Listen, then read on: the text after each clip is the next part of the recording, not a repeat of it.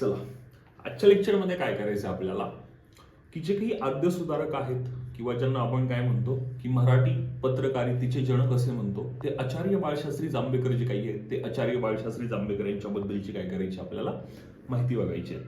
आचार्य बाळशास्त्री जांभेकर यांच्यावरती वारंवार आपल्याला एक्झामला काय केला जातो, प्रश्न विचारला जातो. तर आपण काय करू की एक्झाम ओरिएंटेड जे काही आहे सगळं ते काय करू आपण बघूया.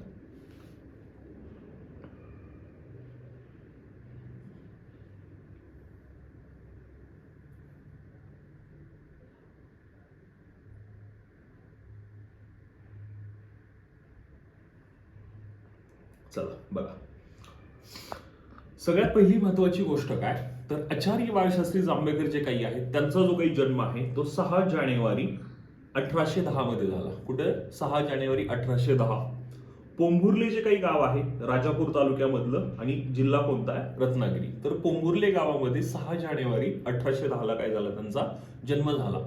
आयोगाने आपल्याला वारंवार प्रश्न विचारलेला आहे की कोणतं जे काही समाज सुधारक आहेत किंवा कोणते क्रांतिकारक आहेत त्यांचा जन्म कोणत्या ठिकाणी झाला, तर त्या दृष्टीने हे महत्वाचं आहे. रत्नागिरी जिल्ह्यामधलं पोंभुर्ले गाव आहे त्या ठिकाणी कोणाचा जन्म झालाय, तर बाळशास्त्री जांभेकर यांचा जन्म झालेला आहे. आणि 6 जानेवारी जो काही दिवस आहे हा 6 जानेवारी दिवस काय साजरा केला जातो, तर पत्रकार दिन म्हणून काय केला जातो, साजरा केला जातो. आता महत्वाची गोष्ट काय, तर आचार्य बाळशास्त्री जांभेकर जे काही आहेत हे लहानपणीपासूनच काय होते की अतिशय हुशार होते. आणि हुशार असल्यामुळे त्यांचे जे काही शिक्षक आहेत ते त्यांना काय म्हणायचे, तर बालस्मृती म्हणायचे. त्यांचे शिक्षक त्यांना काय म्हणायचे, बालस्मृती. ही एक गोष्ट थोडीशी काय करा, लक्षात राहू द्या. आयोग आपल्याला आजकाल काय प्रश्न विचारतो की 4 स्टेटमेंट देतं आणि त्या 4 स्टेटमेंट मधून काय करावं लागतो की आपल्याला व्यक्तिविशेष ओळखावा लागतो. तर हे एक महत्वाचं असू शकतं की त्यांना लहानपणी त्यांचे शिक्षक काय म्हणायचे, तर बालस्मृती म्हणायचे. आता आचार्य बाळशास्त्री जांभेकर यांची ओळख काय आहे, तर ते महाराष्ट्रातील पहिले समाज सुधारक किंवा समाज प्रबोधनकार मानले जातात. महाराष्ट्रातले पहिले इतिहास संशोधक मानले जातात. ह्या 2-3 गोष्टी काय करा, लक्षात ठेवायचा प्रयत्न करा. आता बघा, पहिली महत्वाची गोष्ट काय की त्यांचं कार्य वेगवेगळ्या क्षेत्रामध्ये आहे. त्यामधलं आपण पहिलं काय करू, तर त्यांचं शैक्षणिक कार्य बघू. तर शैक्षणिक कार्याची सुरुवात करत असताना पहिली महत्वाची गोष्ट काय की जे काही ब्रिटिश सरकार आहे त्या ब्रिटिश सरकारने काय केलं होतं, तर जो काही अक्कलकोटचे युवराज आहेत त्या अक्कलकोटच्या युवराजांचे शिक्षक म्हणून बाळशास्त्री जांभेकर यांची काय केली होती, नियुक्ती केली होती. त्यानंतर जे काही एल्फिन्स्टन कॉलेज आहे त्या एल्फिन्स्टन कॉलेजमधले ते पहिले सहाय्यक प्राध्यापक होते. आणि महत्वाची गोष्ट इथं लक्षात ठेवा की एल्फिन्स्टन कॉलेजमध्ये ते काय शिकवत, तर गणित, भौतिकशास्त्र आणि खगोलशास्त्र हे जे काही 3 विषय आहेत. कोणते कोणते? गणित, भौतिकशास्त्र आणि खगोलशास्त्र. कारण आपल्याला आयोगाने वारंवार प्रश्न विचारलाय की लोकमान्य टिळक कोणते विषय शिकवत होते, त्यानंतर जे काही आपले महर्षी धोंडो कर्वे आहेत ते कोणते विषय शिकवत होते. असे प्रश्न काय केलेत आपल्याला आयोगाने विचारले की कोणते शिक्षक कोणता विषय शिकवत होते. तर गणित, भौतिकशास्त्र आणि खगोलशास्त्र हे जे काही 3 विषय आहेत ते आचार्य बाळशास्त्री जांभेकर एल्फिन्स्टन कॉलेजमध्ये शिकवत होते. ही एक गोष्ट काय करा, तुम्ही लक्षात ठेवा. त्यानंतर पुढचं सगळ्यात महत्वाचं काय, तर जे काही मराठी शाळांचे सरकार नियुक्त परीक्षक किंवा निरीक्षक, बघा मराठी शाळांचे सरकार नियुक्त परीक्षक किंवा निरीक्षक जे काही आहेत ते कोण होते, आचार्य बाळशास्त्री जांभेकर होते. त्यानंतर सगळ्यात महत्वाचं म्हणजे जी काही राज्यसेवा 2000 आत्ताची झाली 22ची, तर त्या राज्यसेवामध्ये पण प्रश्न विचारला होता की जी काही बॉम्बे नेटिव्ह एज्युकेशन सोसायटी आहे त्याचे डेप्युटी सेक्रेटरी कोण होते, तर बॉम्बे नेटिव्ह एज्युकेशन सोसायटीचे जे काही डेप्युटी सेक्रेटरी आहेत ते कोण होते, तर आचार्य बाळशास्त्री जांभेकर यांनी काम केलेलं आहे. सोबतच जी काही पाठ्यनिर्मिती पुस्तकं जी काही आहेत, शाळेसाठी जी काही पुस्तकं निर्मिती करण्याचं काम जे काही आहे ते आचार्य बाळशास्त्री जांभेकर यांनी केलेलं आहे. सोबतच भारतीय प्राचीन शिलालेख आणि ताम्रपट यांचं वाचन पण काय केलंय, तर आचार्य बाळशास्त्री जांभेकर यांनी केलेलं आहे. हे एक महत्वाचं आहे. त्यानंतर पुढचं आहे की त्यांचं सामाजिक कार्य. आता सामाजिक कार्यामध्ये सगळ्यात पहिली महत्वाची गोष्ट काय, तर आचार्य बाळशास्त्री जांभेकर जे काही आहेत ते महाराष्ट्रातले पहिले समाज सुधारक मानले जातात. सोबतच ते जे काही आहेत ते पुरोगामी वृत्तीचे होते. पाश्चात्य ज्ञान, इंग्रजी शिक्षण यावरती काय होतं, तर त्यांनी त्याचा पुरस्कार केलेला. आणि महत्वाची गोष्ट काय, मराठी असेल, संस्कृत असेल, इंग्रजी, गुजराती, फारसी, बंगाली अशा अनेक भाषांचं जे काही ज्ञान आहे ते अनेक भाषांचं ज्ञान कोणाला होतं, तर बाळशास्त्री जांभेकर यांना होतं. ही एक गोष्ट काय करा, लक्षात ठेवा. त्यानंतर पुढचं सगळ्यात महत्वाचं काय, तर सामाजिक याच्यामध्ये तर जे काही विधवा विवाह आहे त्या विधवा विवाहास शास्त्रीय आधार असावा, विधवा विवाहास काय असावा, शास्त्रीय आधार असावा, म्हणून गंगाधर शास्त्री फडके जे काही आहेत त्या गंगाधर शास्त्री फडके यांच्याकडून त्यांनी काय केला होता, विधवा विवाहासंबंधी काय केला होता, ग्रंथ लिहून घेतला होता. ती एक गोष्ट काय करा, लक्षात ठेवा. म्हणजे जे काही आचार्य बाळशास्त्री जांभेकर आहेत त्या आचार्य बाळशास्त्री जांभेकर यांनी श्री शिक्षण असेल किंवा विधवा विवाह पुनर्विवाह असेल याच्याबाबत काय केलंय, काम केलेलं आहे. हिंदू धर्मातील ज्या काही अनिष्ट रूढी परंपरा आहेत त्या अनिष्ट रूढी परंपरा पण काय झाल्या पाहिजे, बंद पडल्या पाहिजे, अशा आधुनिक विचारांचे काय होते, तर आचार्य बाळशास्त्री जांभेकर होते. त्यानंतर जर पुढचं बघायला गेलं तर वृत्तपत्र क्षेत्रामध्ये त्यांनी काय काय काम केलंय. आता सगळ्यात महत्वाचं काय, तर दर्पण जे काही आहे ते दर्पण मराठी भाषेतील पहिलं वृत्तपत्र त्यांनी 1832 मध्ये काढलं. बघा, आता जर बघायला गेलं तर दर्पण हे जे काही आहे हे वृत्तपत्र आपण त्याला म्हणू नाही शकत, पण पुस्तकामध्ये काय दिलंय की वृत्तपत्र दिलेलं आहे. तसं जर बघायला गेलं तर दर्पण जे काही आहे ते दर्पण काय होतं, तर दर्पण सुरुवातीला पाक्षिक होतं. पाक्षिक म्हणजे काय, तर जे 15 दिवसाला निघतं त्याला पाक्षिक म्हणायचं. तर दर्पण काय होतं, सुरुवातीच्या काळामध्ये पाक्षिक होतं आणि त्यानंतर ते काय झालं, साप्ताहिक झालं. म्हणजे मराठी भाषेतील पहिलं वृत्तपत्र काढण्याचा जो काही मान आहे हा मान कोणाला जातो, तर कोणाला, आचार्य बाळशास्त्री जांभेकर यांना जातो. म्हणून त्यांना काय म्हटलं जातं, मराठी वृत्तपत्राचे जनक किंवा आद्य पत्रकार म्हणूनही ओळखलं जातं. आता हे जे काही दर्पण आहे ते दर्पण कधी सुरू करण्यात आलं, तर 1832 मध्ये दर्पण सुरू करण्यात आलं 6 जानेवारीला. आणि ते मराठी आणि इंग्रजी या दोन भाषांमधून निघत असत. आणि इंग्रजी आवृत्ती जी काही आहे त्या इंग्रजी आवृत्तीमध्ये कोण लिखाण करत असत, तर इंग्रजी आवृत्तीमध्ये लिखाण करण्याचं जे काही काम आहे ते भाऊ महाजन करत असत. ही एक गोष्ट काय करा, लक्षात ठेवायचा प्रयत्न करा. आता याच्यामध्ये अजून एक गोष्ट एक्स्ट्रा काय करा, लक्षात ठेवा की एक वृत्तपत्र आहे की जे तुम्ही वारंवार ऐकलं असेल की ज्याचं नाव आहे ज्ञानप्रकाश. आता बघा, हे जे काही ज्ञानप्रकाश वृत्तपत्र आहे हे ज्ञानप्रकाश वृत्तपत्र कोणी काढलं होतं, तर 1849 ला कोणी काढलं होतं, तर जे काही कृष्णाजी रानडे आहेत त्या कृष्णाजी रानडे यांनी काय केलेलं आहे, तर हे ज्ञानप्रकाश काय केलं होतं, काढलं होतं.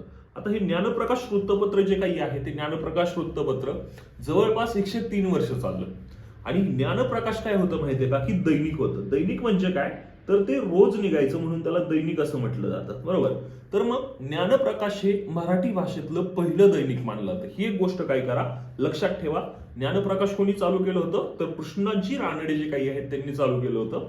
हे फक्त संदर्भ दर्पणचा आलाय, पहिलं वृत्तपत्राचा संदर्भ आलाय, म्हणून ही एक एक्स्ट्राची गोष्ट काय करा, तुम्ही लक्षात ठेवायचा काय करा, प्रयत्न करा. एक्झामसाठी हे काय आहे, महत्वाचं आहे.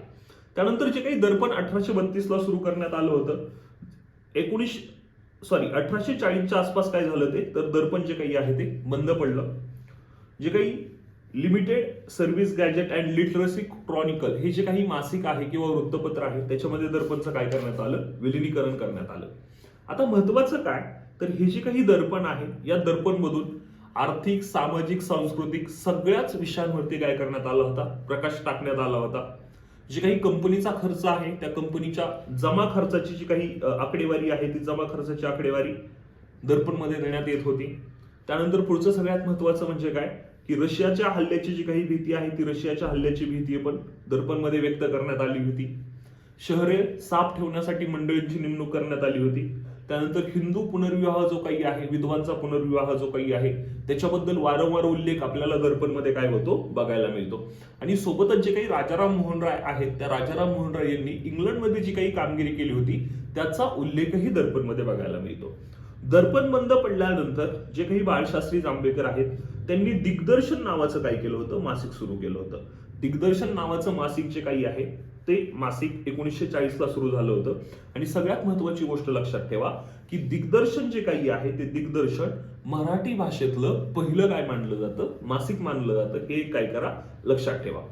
आता दर्पण बंद पडल्यानंतर त्यांनी एक वर्तमानपत्र किंवा वृत्तपत्र सुरू करण्याचा मानस व्यक्त केला होता ज्याचं नाव आहे वर्तमान पदवी. हे एक लक्षात ठेवा, वर्तमान पदवी. वर्तमान पदवी. आता हे वर्तमान पदवी काय आहे, तर दर्पण बंद पडल्यानंतर आचार्य बाळशास्त्री जांभेकर यांनी काय केलं होतं, की मानस व्यक्त केला होता की त्यांना काय करायचं होतं, की वर्तमान पदवी नावाचं एक वृत्तपत्र सुरू करायचं होतं. मात्र काही कारणास्तव ते काय झालं नाही, सुरू झालेलं नव्हतं. ही एक गोष्ट काय करा, लक्षात ठेवा. म्हणजे महत्वाचं काय की वृत्तपत्रावरती जर आचार्य बाळशास्त्री जांभेकर यांच्यावरती जर प्रश्न विचारला तर दोन गोष्टी महत्वाच्या लक्षात ठेवा की पहिलं म्हणजे दर्पण आणि दुसरं म्हणजे दिग्दर्शन. हे काय आहे वृत्तपत्राच्या लेखनामध्ये प्रसिद्ध होते. ठीक आहे, ही एक गोष्ट काय करा लक्षात ठेवा. त्यानंतर पुढचं एक महत्वाचं प्रकरण आचार्य बाळशास्त्री जांभेकर यांच्या जीवनातलं ते म्हणजे शेषाद्री प्रकरण. आता शेषाद्री हे एक ब्राह्मण कुटुंब होतं की जे अंबेजोगाईला राहत होतं बीड जिल्ह्यामध्ये. आणि त्यांच्या कुटुंबामध्ये शेषाद्री कुटुंबामध्ये दोन मुलं होती. एकाचं नाव होतं नारायण आणि जो काही दुसरा मुलगा आहे त्याचं नाव होतं श्रीपती. आता नारायण आणि श्रीपती ही जी काही दोन मुलं आहेत ही दोन मुलं ख्रिश्चन मिशनरींच्या शाळेमध्ये जात होती आणि ख्रिश्चनांच्या सहवासातून जे काही नारायण शेषाद्री आहेत त्यांनी काय केलं होता ख्रिश्चन धर्म स्वीकारला होता. आणि अशी भीती निर्माण झाली होती की जे काही श्रीपती आहेत तेही काय करू शकतात ख्रिश्चन धर्म स्वीकारू शकतात. म्हणून उच्च न्यायालयामध्ये श्रीपतीच्या वडिलांना पुढे करून जे काही आचार्य बाळशास्त्री जांभेकर आहेत त्यांनी काय घेतला तर श्रीपतीचा ताबा स्वतःकडे घेतला. आणि सगळ्यात महत्वाचं काय जे काही श्रीपती शेषाद्री आहेत त्यांचं ख्रिश्चन धर्मामध्ये जे काही धर्मांतर होणार होतं त्याला काय केली त्यांनी रोख दिली. साधारणपणे ते 52 दिवस कुठं होते तर त्यांच्या ख्रिश्चन एका कुटुंबाकडे राहत होते. मात्र दादोबा पांडुरंग असतील नाना शंकर शेठ असतील यांनीही शेषाद्री प्रकरणामध्ये काय केलेली आहे तर आचार्य बाळशास्त्री जांभेकर यांना काय केली मदत केली. आणि हे जे काही शेषाद्री प्रकरण आहे ह्या शेषाद्री प्रकरणाचा उद्देश काय होता तर जे काही परधर्मात गेलेले जे काही हिंदू आहेत त्यांचं काय करणे त्यांना हिंदू धर्मामध्ये परत आणणं आणि त्यांना काय करणे शुद्ध करून स्वधर्मामध्ये घेणं याच्यासाठी शेषाद्री प्रकरण काय होतं महत्वाचं ठरतं. आणि महत्वाचं काय की जे काही करवीर पीठाचे शंकराचार्य आहेत त्या शंकराचार्यांची पण त्यांनी काय केली होती परमिशन घेतली होती की जो काही श्रीपती शेषाद्री आहे त्याला हिंदू धर्मामध्ये घेण्यासाठी. ही एक गोष्ट काय करा महत्वाची आहे लक्षात ठेवायचा प्रयत्न करा. त्यानंतर पुढचं आहे त्यांना 1840 मध्ये जस्टिस ऑफ पीस दिला. कधी दिला तर 1840 जे काही साल आहे त्या 1840 मध्ये सरकारने त्यांना जस्टिस ऑफ पीस जे काही आहे त्या जस्टिस ऑफ पीस काय केलेला आहे दिलेला आहे. ही एक गोष्ट काय करा महत्वाची आहे ती महत्वाची लक्षात ठेवा. आता आयोगाने आपल्याला प्रश्न विचारले की केसरी हिंद कोणाकोणाला दिला जस्टिस ऑफ पीस कोणाकोणाला दिला तर केसरी हिंद असेल जस्टिस ऑफ पीस असेल सर ही पदवी असेल राव बहादूर पदवी असेल ही इंग्रजांनी अनेकांना दिलेली. मग आपण काय करू की एक शेवटी लेक्चर घेईल की ज्याच्यामध्ये इंग्रजांनी कोणाकोणाला कोणत्या पदव्या दिलेल्या याची डिटेलमध्ये काय करेल मी तुम्हाला लिस्ट करून देईल. हिथं तुर्तास एक लक्षात ठेवा की 1840 मध्ये जस्टिस ऑफ पीस जो काही आहे तो कोणाला दिलेला जस्टिस ऑफ पीस जे काही आचार्य बाळशास्त्री जांभेकर आहेत त्यांना दिलेला होता. दर्पणच्या माध्यमातून त्यांनी समाज प्रबोधन केलं म्हणून त्यांना हा दिलेला. जे काही गव्हर्नर आहेत सर जेम्स कार्निक यांच्याकडून त्यांना काय करण्यात आलेलं तर जस्टिस ऑफ पीस हा काय करण्यात आलेला पुरस्कार देण्यात आलेला किंवा किताब देण्यात आला होता. त्यानंतर पुढचं सगळ्यात महत्वाचं आहे की त्यांनी लेखन काय काय केलं. बघा लेखनामध्ये सगळ्यात महत्वाचं काय तर जे काही ख्रिश्चन धर्म आहे त्या ख्रिश्चन धर्माचा प्रभाव काय होत होता वाढत होता. बऱ्याच हिंदू लोकांना ख्रिश्चन धर्मामध्ये काय केलं जात होतं ओढलं जात होतं. म्हणून जे काही ख्रिश्चन मिशनरी आहेत त्यांच्या धर्म प्रसाराला उत्तर देण्यासाठी आपली जे काही ग्रंथ आहेत त्या ग्रंथांना आपण काय केलं पाहिजे छापलं पाहिजे त्याचा प्रसार केला पाहिजे असा जो काही विचार आहे तो असा विचार कोणी केला तर आचार्य बाळशास्त्री जांभेकर यांनी केला. आणि त्याच विचारातून त्यांनी काय केलं तर जी काही ज्ञानेश्वरी आहे त्या ज्ञानेश्वरीचे संशोधित आवृत्तीचं जे काही आहे ते प्रकाशन केलं. म्हणजे जी काही ज्ञानेश्वरी आहे त्या ज्ञानेश्वरीला काय केलं अभ्यास केला आणि ज्ञानेश्वरीला मराठी भाषेमध्ये काय केलं त्यांनी प्रकाशित केलं. आणि ती ज्ञानेश्वरीची काय मानली जाते पहिली आवृत्ती मानली जाते. कसली पहिली आवृत्ती तर पहिली छापील आवृत्ती जी काही आहे ती पहिली छापील आवृत्ती ती ज्ञानेश्वरीची मानली जाते. म्हणून आचार्य बाळशास्त्री जांभेकर जे काही आहेत त्या आचार्य बाळशास्त्री जांभेकर यांनी काय केलेलं आहे तर ज्ञानेश्वरीची पहिली जी काही प्रत आहे ती पहिली प्रत काय केलेली आहे त्यांनी छापलेली होती. ही एक गोष्ट काय करा लक्षात ठेवा. त्यानंतर पुढचं सगळ्यात महत्वाचं काय तर शून्य उपलब्धी नावाचा जो काही ग्रंथ आहे हा शून्य उपलब्धी नावाचा ग्रंथही त्यांनी काय केलाय लिहिलेला आहे. मराठी भाषेतलं हे पहिलं पुस्तक मानलं जातं. कशावरचं पहिलं पुस्तक मानलं जातं तर प्राचीन शिलालेख आणि ताम्रपट जे काही आहेत त्या प्राचीन शिलालेख आणि ताम्रपटावरचं ते मराठी भाषेतलं पहिलं पुस्तक मानलं जातं. ही एक गोष्ट काय करा लक्षात ठेवा. त्यानंतर त्यांनी कोणती कोणती पुस्तकं लिहिली आहेत बघा. इंग्लंड देशाची खबर ज्योतिषशास्त्र बालव्याकरण भूगोल विद्या हिंदुस्थानाचा इतिहास पुनर्विवाह इतिहास गणित भूगोल मानसशास्त्र यांच्यावरती काय केलं त्यांनी खूप मोठ्या प्रमाणावरती काय केलेले लेखन केलेलं आपल्याला पाहायला मिळतं. तर एवढ्या 2-3 गोष्टी काय करा, लक्षात ठेवायचा प्रयत्न करा. आचार्य बाळशास्त्री जांभेकर यांच्याबद्दलचे ते काय आहेत, महत्वाचे आहेत. आता जे काही आचार्य बाळशास्त्री जांभेकर आहेत त्यांना महाराष्ट्राच्या मध्ये आद्य सुधारक म्हटलं जातं. त्यानंतर त्यांना आद्य इतिहासकार म्हटलं जातं, मराठी वृत्तपत्राचे जनक म्हटलं जातं, अग्रणी सुधारक म्हटलं जातं आणि जी काही ज्ञानेश्वरी आहे त्या ज्ञानेश्वरीचे आद्य प्रकाशक म्हणून पण ओळखलं जातं. एवढे सगळे जी काही नावं आहेत ती या सगळ्या नावांनी कोणाला ओळखलं जातं, तर जे काही आचार्य बाळशास्त्री जांभेकर आहेत त्या आचार्य बाळशास्त्री जांभेकर यांना काय केलं जातं, ओळखलं जातं. ह्या महत्वाच्या गोष्टी आहेत, त्या महत्वाच्या गोष्टी काय करा, सगळ्यांनी लक्षात ठेवायचा काय करा, प्रयत्न करा. कारण आयोगाने आपल्याला वारंवार प्रश्न विचारलेले आहेत काय, की कोणत्या व्यक्तीने, कोणत्या समाज सुधारकाने कोणत्या कोणत्या क्षेत्रामध्ये काम केलेले, की आयोगाने असं नावं दिलेत आणि खालीलपैकी कोण कोण इतिहासकार होते, कोणी कोणी अर्थशास्त्रामध्ये काम केलेले, असे पण काय केलेत आयोगाने आपल्याला प्रश्न विचारलेले आहेत. तर एवढ्या गोष्टी काय करा, आचार्य बाळशास्त्री जांभेकर यांच्याबद्दलच्या महत्वाच्या काय करा, लक्षात ठेवा. ठीक आहे. त्यानंतर पुढचं सगळ्यात महत्वाचं की आचार्य बाळशास्त्री जांभेकर यांच्याबद्दल कोणी काय उद्गार काढले, तर ते अद्वितीय विद्वान होते, ते प्रख्यात पंडित होते, असे जे काही विचार आहेत ते दादाभाई नौरोजी यांचे आहेत. पश्चिम भारतातील आद्य ऋषी असं न्यायमूर्ती चंदावरकर म्हणाले. त्यानंतर पहिले संशोधक, पहिले शिक्षण तज्ज्ञ, पहिले समाज सुधारक, पहिले राजकीय प्रतिपादक असं माडखोलकर जे काही आहेत त्या माडखोलकर यांनी म्हटलेलं आहे. आणि शेवटी आचार्य बाळशास्त्री जांभेकर यांचा जो काही मृत्यू आहे तो 17 मे 1840 ला वनेश्वर जे काही ठिकाण आहे बनेश्वर त्या ठिकाणी त्यांचा मृत्यू झालेला आहे. आता आचार्य बाळशास्त्री जांभेकर यांच्यावरचे प्रश्न बघा काय काय आहेत. तर प्रश्न पहिला विचारला आयोगाने की जे काही ज्ञानेश्वरी आहे त्या ज्ञानेश्वरीचे आद्य प्रकाशक कोण होते, तर ज्ञानेश्वरीचे आद्य प्रकाशक आचार्य बाळशास्त्री जांभेकर होते. त्यानंतर 1840 मध्ये जस्टिस ऑफ पीस कोणाला दिला, हा एक प्रश्न काय केला आयोगाने त्यांच्यावरती विचारलाय. त्यानंतर अजून एक प्रश्न विचारलाय की त्यांनी पुस्तकं कोणती कोणती लिहिलेली आहेत, तर त्यांच्या पुस्तकांबद्दलही काय करा, माहिती लक्षात ठेवा. आणि शेषाद्री प्रकरणामध्ये कोण कोण होतं, तर शेषाद्री प्रकरणामध्ये सगळ्यात महत्वाची जी काही भूमिका आहे ती जांभेकर यांची होती. आणि जांभेकर यांना मदत कोणी केलेली आहे, तर जांभेकर जे काही आहेत त्यांना मदत नाना शंकर शेट असतील किंवा आपले दादोबा पांडुरंग असतील यांनी पण काय केली होती, मदत केली होती.